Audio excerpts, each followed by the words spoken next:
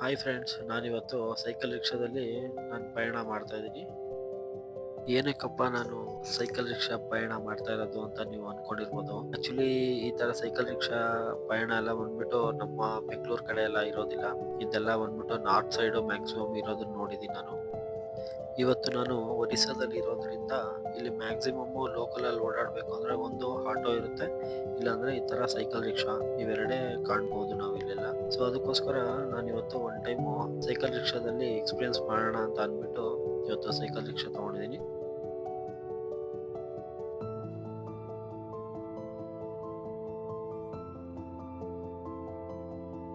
ನಾವು ಆಕ್ಚುಲಿ ಬಸ್ಸಲ್ಲೂ ಹೋಗ್ಬೋದು. ಬಸ್ಸಲ್ಲೆಲ್ಲ ಹೋದ್ರೆ ತುಂಬಾ ಸ್ಟಾಪ್ಸ್ ಎಲ್ಲ ಕೊಡ್ಕೊಂಡು ಸುತ್ತಾಡ್ಕೊಂಡು ಹೋಗೋದು ಅಂತ ಗೊತ್ತಾಯ್ತು. ಸೊ ಅದಕ್ಕೋಸ್ಕರ ಒಂದು ಒಳ್ಳೆ ಎಕ್ಸ್ಪೀರಿಯನ್ಸ್ ಬೇಕು, ಮತ್ತೆ ಎಲ್ಲ ಒಂದು ಒಳ್ಳೆ ವ್ಯೂಸ್ ನೋಡ್ಕೊಂಡು ಗಲ್ಲಿಗಳಲ್ಲೆಲ್ಲ ಸುತ್ತಾಡ್ಕೊಂಡು ಸೈಕಲ್ ರಿಕ್ಷಾ ರೈಡ್ ಮಾಡೋಣ ಅಂತ ಇವತ್ತು ನಾನು ಬೆಳಗಿನ ಜಾವನೆ ಒಂದು 8:30ಗೆ ಎದ್ದು ಹೊರಟಿದ್ದೀನಿ. ನೋಡ್ತಾ ಇರ್ಬೋದು ನೀವು, ಸಖತ್ ಎಂಜಾಯ್ ಮಾಡ್ತಾ ಇದ್ದೀನಿ ನಾನಂತೂ.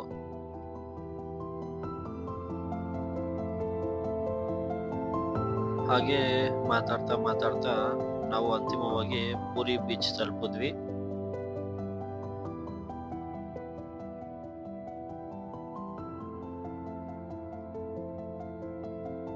ನಾನು ಇವತ್ತಿರೋದು ಪುರಿ ಜಗನ್ನಾಥ ಬೀಚ್.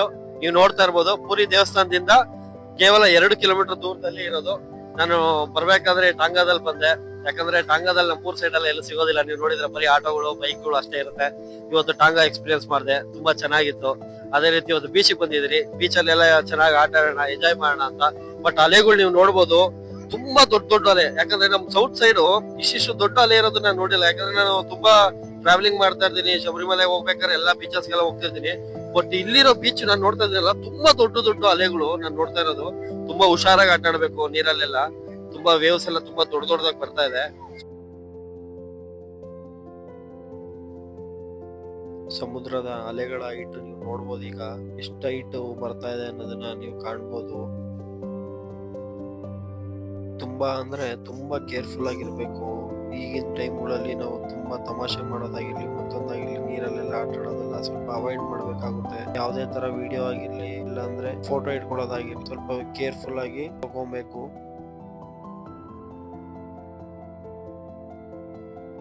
ಸಮುದ್ರ ಬಂಗಾಳ ಕೊಲ್ಲಿ ತೀರದಲ್ಲಿದೆ. ಹಾಗೆ ಈ ಸಮುದ್ರಕ್ಕೆ ನೀವು ಸೂಕ್ತವಾದ ಒಂದು ಸಮಯ ಬರೋದಕ್ಕೆ ಅಂದ್ರೆ ನೀವು ಅಕ್ಟೋಬರ್ ಇಂದ ಫೆಬ್ರವರಿ ಒಳಗೆ ಬರಬಹುದು. ಆಗ ಅಲೆಗಳು ಕಡಿಮೆ ಇರುತ್ತೆ. ಆ ಟೈಮಲ್ಲಿ ನೀವು ಚೆನ್ನಾಗಿ ಎಂಜಾಯ್ ಮಾಡ್ಬೋದು. ಮಾರ್ಚ್ ಇಂದ ಜೂನ್ ಟೈಮಲ್ಲಿ ಬಂದ್ರೆ ಬೇಸಿಗೆ ಇರುತ್ತೆ, ತುಂಬಾ ಅಂದ್ರೆ ತುಂಬಾ ಬಿಸಿಲು. ಆಕ್ಚುಲಿ ಮಳೆಗಾಲದಲ್ಲಿ ಮಳೆ ಬರ್ಬೇಕಾದ್ರೆ ಇಲ್ಲಿ ಹ್ಯುಮಿಡಿಟಿ ಜಾಸ್ತಿ ಇರೋದ್ರಿಂದ ಸಮುದ್ರ ಹತ್ರ ತುಂಬಾ ಶೆಕೆ ಆಗುತ್ತೆ. ಬೇಸಿಗೆ ಟೈಮಲ್ಲಿ ನೀವು ಬಂದಾಗ ಒಂದು ಬೆಳಗಿನ ಜಾವನೇ ಹೋಗ್ಬೇಕಾಗುತ್ತೆ, ಇಲ್ಲಾಂದ್ರೆ ನೀವು ಸಂಜೆ ಟೈಮಲ್ಲಿ ಹೋಗಿ ಬೀಚ್ ನ ಎಂಜಾಯ್ ಮಾಡ್ಬೋದು.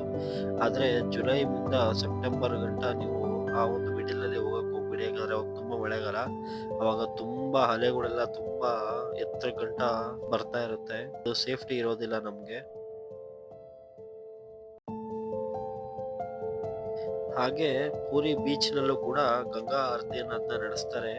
ಸಂಜೆ ಟೈಮು ನೀವು ಬಂದ್ರೆ ಅದನ್ನು ಕೂಡ ಕಾಣಬಹುದು ನೀವು ಇಲ್ಲಿ.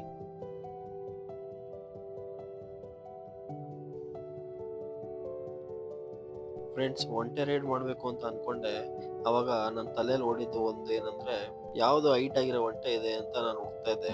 ಯಾಕಂದ್ರೆ ಹೈಟ್ ಆಗಿರೋ ಒಂಟೆ ಮೇಲೆ ಕುತ್ಕೊಂಡ್ರೆ ವ್ಯೂಸ್ ಚೆನ್ನಾಗಿ ಬರುತ್ತೆ, ಚೆನ್ನಾಗಿ ನೋಡ್ಬೋದು, ಎಲ್ಲ ಕಡೆ ಕಾಣುತ್ತೆ ಅಂತ ಹೈಟ್ ಆಗಿರೋ ಒಂಟೆನ ಹುಡುಕ್ತಾ ಇದ್ದೆ. ಆಗ ನನ್ ಕಣ್ಣಿಗೆ ಕಾಣಿಸಿತ್ತು ಈ ಒಂಟೆ. ನೋಡೋದಕ್ಕೆ ಸ್ವಲ್ಪ ಹೈಟ್ ಆಗೂ ಇದೆ, ಮತ್ತೆ ವ್ಯೂ ನೋಡಿ ಸೂಪರ್ ಆಗಿ ಕಾಣಿಸ್ತಾ ಇದೆ ಮೇಲಿಂದ. ಸಖತ್ ಎಂಜಾಯ್ ಮಾಡ್ತಾ ಇದ್ದೆ. ಕುತ್ಕೊಳಕ್ಕೆ ಕಷ್ಟ ಆಗ್ತಿತ್ತು ಆಕ್ಚುಲಿ ಹೇಳ್ಬೇಕಂದ್ರೆ, ಭಾರಿ ಉಗಾಡ್ತಾ ಇತ್ತು ಮೇಲ್ ಕುತ್ಕೊಂಡಿದ್ದಾಗ. ಆದ್ರೆ ಒಂದು ಒಳ್ಳೆ ಎಕ್ಸ್ಪೀರಿಯನ್ಸ್, ಒಳ್ಳೆ ಫೀಲ್ ಮಾಡ್ದೆ. ಫಸ್ಟ್ ಟೈಮ್ ನಾನು ಒಂಟೆ ಮೇಲೆ ಕುತ್ಕೊಂಡು ಒಂದು ಸಫಾರಿ ಮಾಡ್ತಾ ಇರೋದು ಅದೇ ನಾನು.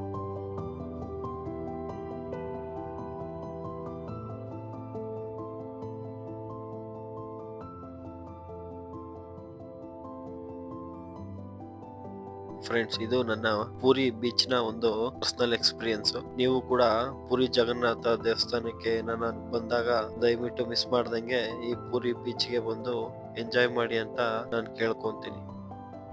ಯಾರೆಲ್ಲ ಈ ನನ್ನ ವಿಡಿಯೋ ನೋಡ್ತಾ ಇದ್ದೀರೋ ಅವರೆಲ್ಲ ಲೈಕ್ ಮಾಡಿ, ಶೇರ್ ಮಾಡಿ ಮತ್ತು ಸಬ್ಸ್ಕ್ರೈಬ್ ಮಾಡಿ ಅಂತ ಕೇಳ್ಕೊಂತೀನಿ.